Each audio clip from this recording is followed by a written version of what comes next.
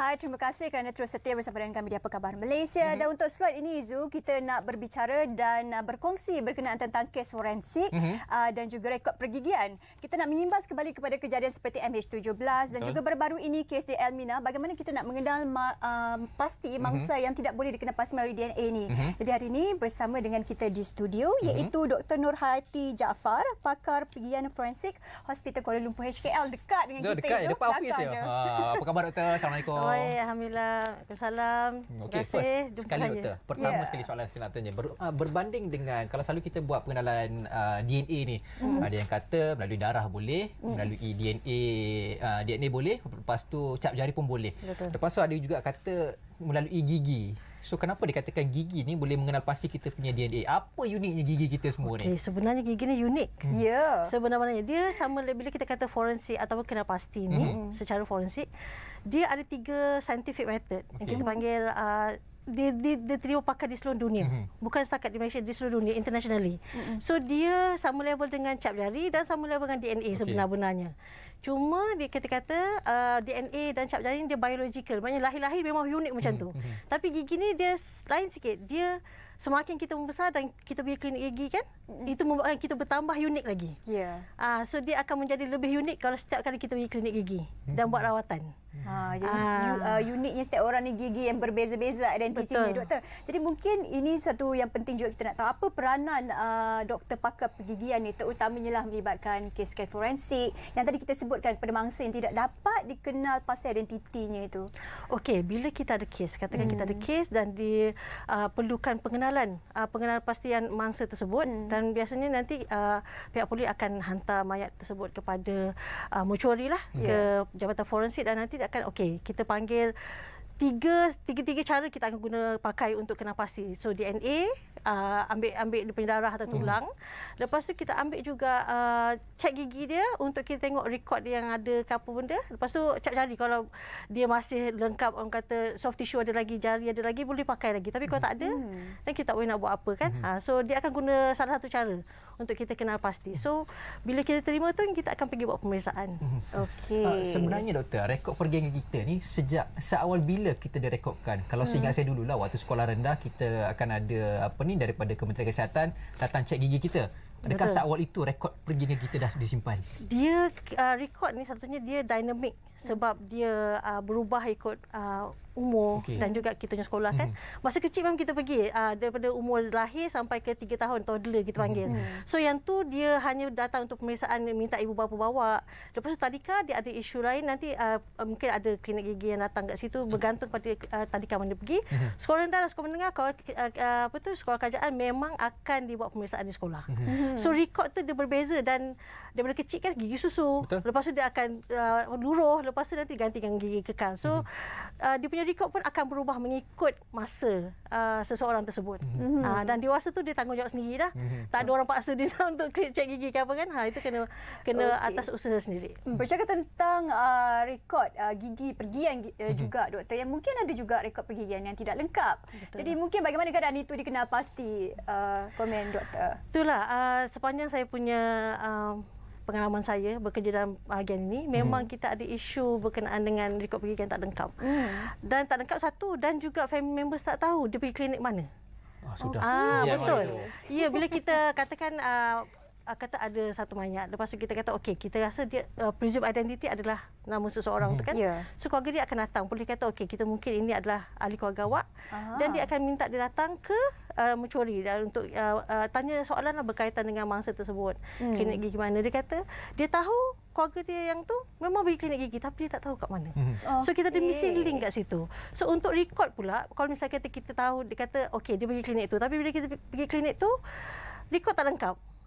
So itu jadi masalah besar. Dan sekarang ni kita punya Majlis Pergigian Malaysia ataupun Malaysian Dental Council dah keluarkan satu garis panduan untuk semua pengamal pergigian di Malaysia. Maksudnya siapa yang mengamalkan pergigian di Malaysia ni memang perlu mematuhi garis panduan yang dikeluarkan. Ini bertajuk Guidelines on Dental Record Keeping and Dental Charting. So yang tu kena ikut macam mana sebab dia orang kata di-link kepada akta pergigian. Yang tu termasuk rekod pergigian daripada klinik swasta juga? Semua, satu Malaysia. Tak kisah di mana, di klinik kerajaan, swasta atau di mana-mana institusi. Maknanya ada satu database keseluruhan satu Malaysia ni lah. Dia bukan database. Dia maksudnya sekarang ni garis pandang tu adalah untuk memastikan semua institusi, tak kisah siapa, bila dia terima pesakit yang datang ke klinik gigi, dia perlu mematuhi rekod macam mana yang perlu dibuat atau dilakukan, dipenuhi. Okey. Doktor, sepanjanglah menjadi doktor pakar pergigian ni, kita nak tahu juga suatu pengalaman peribadi ataupun mungkin cabaran ataupun perkara yang menarik. Doktor nak kongsikan bersama dengan kita? Okey, pengalaman yang saya tak boleh lupalah. Kalau kita kata secara banyak kes memang banyak yang menarik lah. Cuma nak katanya kalau misalnya kata semua orang tahu adalah berkaitan dengan MA17. Di mana masa tu tahun 2014 kan. Di bulan puasa juga sebenarnya kan. So saya masa hari kejadian berlaku tu, saya berada di Johor Bahru. Mengendalikan satu operasi DVI. Kita DVI ni Disaster Victim Identification, di mana semua ramai orang meninggal at the same time. So masa tu ada bot karam. So kami pergi di JB dan untuk melakukan pemeriksaan, dan tiba-tiba malam tu masa kami berada di mortuary, dia kata, Dr. Yati, ada kapal terbang terhempas. And masa tu kita dah plan, okey, yang kes yang tu kita nak buat malam tu dan kita berhenti, esok pagi kita sambung balik. Tapi because of that, kami terpaksa bekerja satu malam. Pukul 3 pagi balik ke hotel untuk sahur dan everything. Pukul 7 pagi bergerak balik ke HKL dan pukul 2 dah berada di KLIA untuk terbang ke Ukraine masa tu. So semuanya dalam masa yang amat singkat. Kurang daripada 24 jam. Memang pengalaman yang mahal sangat mahal pengalaman tu sebab betul. Semuanya terpaksa, orang kata apa, drop and go. Drop everything and go. Macam tu. Okey doktor, sikitlah kita nak minta penjelasan pada doktor. Macam doktor kata tadi, untuk dentist ni mereka tertakluk pada satu akta untuk ada panduan dia. Okey, untuk mereka yang golongan warga emas lah, khususnya mereka yang tak ada gigi, pakai gigi palsu dan sebagainya. So macam mana proses identifikasi tu dilakukan? Cocok gusi ke macam mana? Okey, dia kalau misal kata, yang pentingnya pertama kalau nak identifikasi ataupun kena pasti gigi ni, kena ada gigi lah, kita katakan. Tetapi kalau warga emas, kalau dia pakai gigi palsu, dia tak ada gigi betul dah, dia ada gigi palsu je. So one thing, kalau warga emas ni dia punya gigi palsu tu sebenarnya adalah unik untuk dia saja. Dia bukannya orang kata boleh pergi beli kat kedai mana-mana. Dia kena buat dekat klinik. Ada rekod so rekod tu ada. Dan juga dia spesifik kepada orang tersebut. Maknanya saya pernah ada satu kes di mana kes kematian. Dia memang tak nampak muka, hangus, lebur, tapi bila kita periksa dalam mulut dia ada satu gigi palsu. Bila kami cari lagi bersama dengan polis, cari lagi, kami jumpa satu lagi pasang gigi palsu. Orang yang dikatakan orang yang meninggal tu lah. Dan kami masukkan gigi palsu yang kedua tu untuk dikenal pasti adakah ini memang kepunyaan dia. Dan betul, memang betul. So daripada gigi palsu tu kita boleh ada kita kenal pasti secara positif. Sebab dia memang khusus untuk orang tu. Orang lain tak boleh pakai. Okey, sikit doktor lah. Kalau gigi betul kita, dia tahan daripada sebarang bencana. Kalau gigi palsu sama juga ke ketahanan dia? Dia gigi palsu, satunya aspek yang kenapa gigi ni tahan bila berlaku bencana ni, satunya dia terlindung dalam mulut. Betul. Bila terbakar tu kita ada tisu luar yang melindungi dia. So basically kalau misalkan tak ada mayat terbakar, dia memang kita ni kulit akan terbakar dulu, tapi yang dalam tu dia terlindung lagi. So basically gigi palsu pun di dalam mulut kan. Bila dalam mulut tu dia masih terlindung lagi. Mungkin yang jenis terbakar sikit bahagian gigi mulut, gigi depan je sebab dia terbuka mulut. Tapi bahagian belakang memang intact lagi. Seperti gigi tu selamat dalam mulut tu. Itu yang penting. Jelasan yang saya kira cukup menarik berkenaan rekod pergigian. Tapi anda jangan ke mana-mana. Kita nak berehat sebentar je, ambil nafas dahulu. Kembali selepas ini.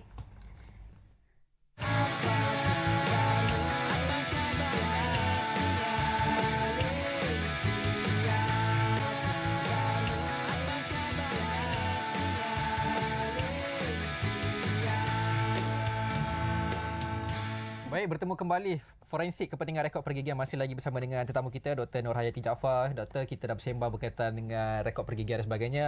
Tadi pun sedikit berkaitan dengan gigi palsu. Mungkin sedikit tambahan lagi lah untuk soalan tersebut. Bagaimana rekod-rekod pergigian ini diupdate ataupun disimpan dari masa ke semasa untuk contoh macam umur dewasa ada gigi lengkap. Lepas tu masuk umur nak ke warga emasnya ada gigi kena tampal. Lepas tu ada gigi kena cabut dan sebagainya. So, macam mana proses mengemaskini rekod pergigian kita tu? Okey. Sebenarnya kalau rekod pergigian ni dia bergantung berapa kerap kita pergi ke klinik gigi. Semakin kita pergi kerap ke klinik gigi dan kita ada tambahan rawatan gigi. So setiap kali kita datang tu memang kita akan update ataupun kita orang kata apa kemas kini rekod pergigian. So kalau ikutkan dalam KKM ya, rekod pergigian ataupun mana-mana rekod yang sentiasa aktif, dia memang sentiasa dalam simpanan. Tetapi bila seseorang tu berhenti pergi klinik, katakan dia tak pergi klinik, for the next 7 years, rekod dia masih disimpan. Tapi selepas 7 tahun, dia akan dilupuskan. Sebab tiada, kata kita mungkin dia tak berminat lagi ataupun dia pergi ke mana-mana lagi kan.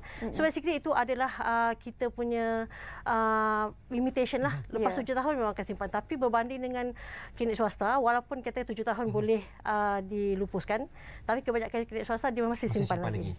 So itu adalah perbezaan because of the issue store, isu ruang untuk disimpan lah. Kita sikit. Kalau 7 tahun rekod tu dilupuskan, andai kata lepas tahun ke-8 tu berlaku bencana yang kita tak ingin ni lah, bagaimana? Sebagainya. So macam mana rekod tu nak trace balik? Dia tak pernah pergi swasta pun, dia selalu pergi kerajaan je. Dia kira kerajaan je lagi biasanya. Okey, memang kita pernah juga kes macam tu, tapi nak katanya is it wrong? Dia tak salah sebab memang undang-undangnya macam tu katakan. Tak nak kita kena guna cara lain. So basically kalau macam ni, salah satu cara yang kita guna lagi sekarang ni selain daripada rekod gigi untuk kena pasti adalah meminta selfie daripada keluarga. Oh, ingatkan kita mayat tu selfie. Kita ambil selfie mayat tu lah. Lepas baru kita compare kan. So kita akan tanya keluarga dia, ada tak gambar selfie terkini mangsa untuk kita guna pakai. Pasal sekarang kan semua orang ada phone kan. Ada phone, pakai cantik-cantik, lepas tu ambil gambar sentiasa kan. So basically rekod tu kita guna pakai rekod tu untuk kita guna mengenal pasti seseorang. Kalau yang terbakar sebenarnya selfie gambar pun penting juga. Betul. So hari-hari lah selfie. So kalau yang macam terbakar tak sempurna, macam mana? Kalau terbakar itu memang kita ada certain situation yang kita tak boleh nak buat apa-apalah. Memang kita kata kita kena angkat tangan mengalah, kita tak boleh guna cara gigi. So dia akan guna cara lain lah, sama ada tunggu for DNA ataupun kalau ada jari dia akan guna cap jari lah. Tapi DNA satunya dia akan memang ambil masa lama. Kalau misal kata gigi dan juga cap jari, kalau kita dah ada rekod yang kita panggil rekod antemortem, rekod sebelum mati itu, bila kita tengok mayat dan kita comparekan pada masa tu, kita dah boleh kena pasti secara positif dan boleh terus rilis. Tapi DNA pula dia kena masuk amal, dia kena proses kan. Jadi benda tu ambil masa lama lah. Okey. Doktor, hari ni mungkin kesempatan di Apa Khabar Malaysia ni kepada yang tak tahu kepentingan rekod pergigian ni, jadi mungkin apa mesej yang doktor nak sampaikan kepada seluruh rakyat Malaysia? Okey. Kalau yang saya nak sampaikan di sini adalah saya sarankan semua rakyat Malaysia ataupun sesiapa yang berada di Malaysia tak kira rakyat ke bukan, untuk datang buat pemeriksaan gigi setiap tahun. Sekurang-kurangnya sekali setahun pada masa hari jadi. So kita dekat KKM kita ada satu tag promosi kita panggil ingat hari jadi ingat doktor gigi. Okey. Ingat lesen je. Betul. So kita kata birthday kita kata ingat lesen. Tapi nanti kita tambah satu lagi. Ingat doktor gigi. So buat jumpalah doktor gigi yang dia berkata yang awak selesa kan. Pergi dan kita buat rekod gigi dan kita update rekod. Lepas tu saya juga nak minta semua orang lah di Malaysia ni kalau boleh maklumkan kepada keluarga dan kawan-kawan. Kata nak pergi mana? Pergi klinik gigi mana? Beritahulah kat mana? Klinik gigi kat HKL ke? Atau klinik gigi dekat Titi Wangsa ke? Mana-mana. Tak kisah swasta ke, universiti ke, kerajaan ke, tak kisah. Beritahu. So that if anything happen, we have something untuk kita guna pakai lah. Bukan kita minta something yang buruk ya, tapi seperti mana kita semua tahu kan, apa-apa boleh berlaku. So kita kena sentiasa bersedia dah, dan kalau boleh kita, if anything happen to us, kita nak kita dipulangkan segera kepada keluarga. Dan satu lagi, ambil selfie. Hari-hari kena selfie. Nampaknya selalu ambil selfie untuk jaga rekod pergigian anda. Saya suka selfie ni. Saya tahu ramai orang suka selfie ni. So kita pun nak menggalakkan orang ambil selfie dan upload, dan juga beritahu orangnya hantar, bukan simpanan phone sendiri. Pasal phone sendiri mungkin hilangkan. Upload dalam social media. So bila kita perlu, kita boleh minta polis untuk tengok rekod-rekod macam ni lah, gambar-gambar. Yelah, biasa orang kata selfie ni tak habis bergambar, tak habis bergambar. Tapi sebenarnya ada kepentingan selfie tu. Tapi selfie bukan setakat selfie yang mulut tertutup, kena nampak gigi. Nampak gigi yang unik tu, yang cantik. Senyum nampak gigi lah lepas ni. Ya, betul.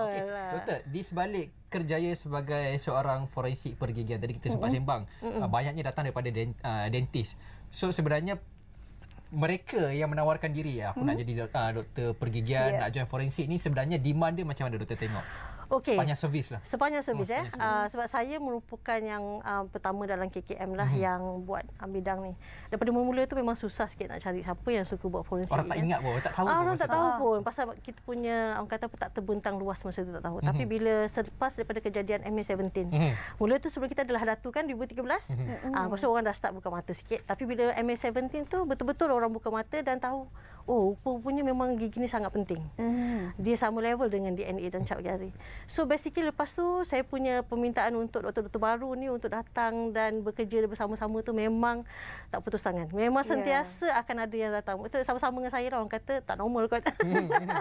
Tapi begitulah, orang-orang yang tak boleh nak duduk di dalam klinik gigi yang biasa, dia macam saya sentiasa rasa ada yang tak boleh tutup, tak boleh dalam bilik yang four walls kita. Okey. So nak kena out there. So kena jiwa dekat lapangan jugalah. Ya, betul. Jumpa orang macam tu. Ya, jadi saya kira begitu banyak pencerahan berkenaan tentang kepentingan rekod pergigian. Bukan saja dalam kes forensik tetapi juga melibatkan kepentingan yang lain. Yang penting kena selfie juga, nampak gigi, mana tahulah apa-apa jadi di kemudian hari. Betul. Janganlah tengok sini, tengoklah kamera. Okey, kita nak ucapkan terima kasih yang penting kepada Dr. Nurhayati Jaafar, pakar pergigian forensik Hospital Kuala Lumpur. Terima kasih doktor atas semua pencerahan dan perkongsian hari ini.